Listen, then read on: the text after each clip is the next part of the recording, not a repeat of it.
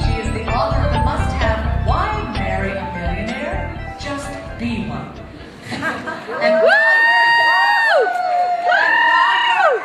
change the world. All right, ladies and gentlemen, please let's get on our feet and let's welcome Miss Wendy Robbins.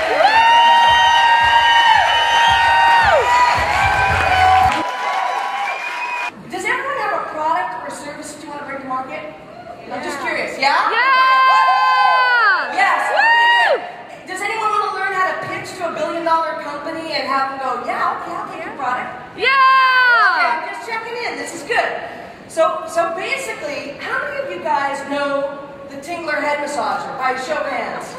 Okay, most of you do. I don't know if you've ever felt it, but a lot of people ask me, okay, so how did it come about? How did you create the Tingler?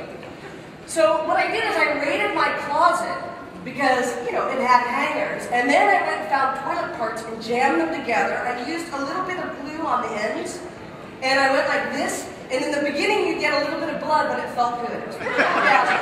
Right? So I did that, and then I thought, okay, I'm going to sell it. Now, how can I sell it and get it out to the most people? And don't you want to know that? I mean, you have to know. How do I get it to the most people?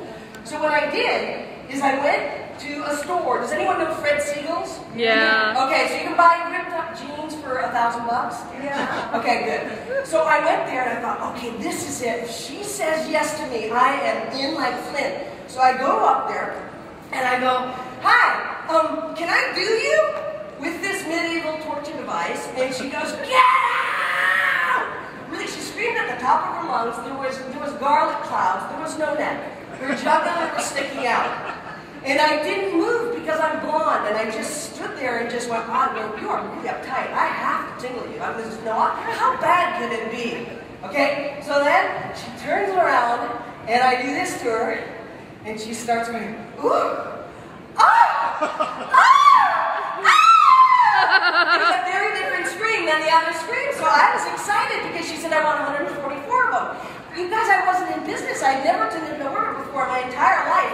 I asked if I could borrow a piece of paper and a pen. I started to write down the basic information, but I couldn't accept credit cards, so I had to offer get a check. Now, there was one other little problem, and I want to know how you guys would deal with this. The problem is that I didn't have a manufacturer for the product. Oops. And so I just said, okay, it's going to take 8 weeks, and I had to go find a manufacturer. Went back east. Now, here was another little problem. I was $10,000 in credit card debt. There was nobody that was going to lend me any money, and I still got the manufacturer to go, okay, I'll manufacture for you. And the rest is history, as they say, because I've sold 1 million of them. Wow. And I want that. Yeah, we can celebrate that. Because you get, I am not different than anyone else. I'm really not. And I mean, I'm a little blonde, but other than that, I honestly am not different from you. So if I can do it, anyone can do it. But I didn't know what I was doing. And I didn't have any system, so I had to build a system from the beginning to the end. And now I've proven that it is $1 million system. Who wants $1 million? Yeah! Woo! Okay, so you want $1 million, you're sitting in your seat and you're thinking it's going to float to you. Now maybe you're like me, you have duck feet and you were scared to run up here because you look like a fool or whatever. But this is a really common problem that we have. I mean, she comes, she's a little bit late, but we will honor that. Yay! Somebody's started like a minute ago. It's pretty darn good, I would say. So the question is, what's stopping you?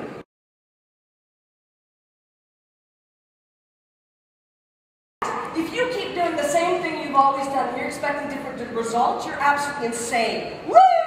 Certifiable. The question most people have is, okay, so how do I do things differently? Well, I want everyone to write this down because this is such a really simple way to do it. But on a scale of 10, how important is it for you to be financially free? Someone call it out. How important is it? 10! 10! Anyone feel like a 3? A 2? Okay, so everyone's a 10. But where are you now? Where are you now? Are you a 3, a 4? 3, 4? Is that pretty typical? 3, 4? Okay, someone's at 5 back there. Okay, I can see you. That's pretty good. Good eyes. Okay, so you're at 3 to a 5, so we need to do something different. So you're here and you get to be there, but what most of us do is most of us go, you know what, I'm not good enough. There must be something wrong with me because I'm not doing anything. So you think you have a big L stamped to your forehead, and you don't. You don't. you get to identify, I get to do things differently, and it's fun. Because the question is, what stops you? What pains you? What's making you not take action?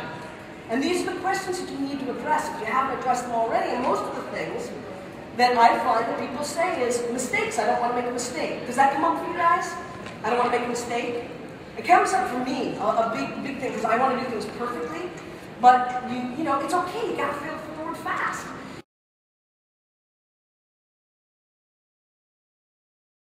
If you could stop your fear from speaking and being the truth of you, how important would that be to you guys?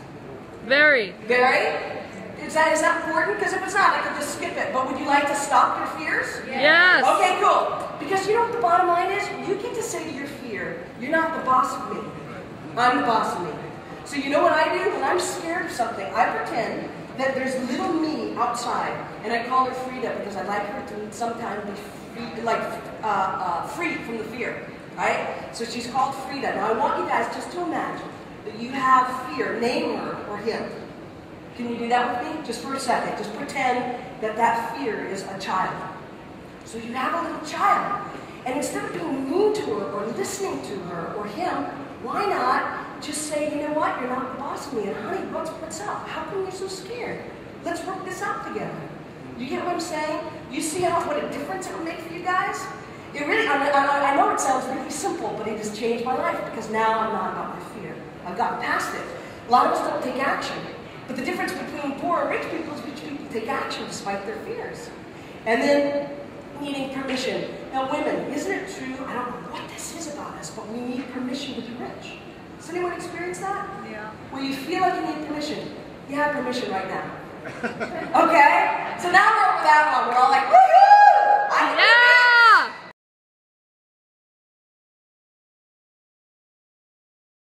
What I came to realize is that most of us wait till the very end of our lives to discover what it is that matters most to us. And my business partner died about 6 weeks ago. She was 49 years old. She had breast cancer. She was gone within 3 weeks. She went to the doctor. She felt a lump, and they said, we're going to hospice. You'll be dead within 2 weeks. Now, this is something to take into your heart right now, to just let it land, just for a moment, to take it in, because you guys, you could leave here and you could be transformed. Or you could leave here and you could be the exact same person that you walked in with, just with a tired butt. And what I'd like to say to you is shift. Create transformation, but not BS transformation, real transformation. So there's questions you can ask, like, did I or do I create the wow of now? And you might even want to write that down, because the truth is most of us are just living our lives. But if you create the wow of now, that is so different than like, yeah, just I just showed up, I'm just like, you know, whatever. No, the wow of now. Create a daily legacy.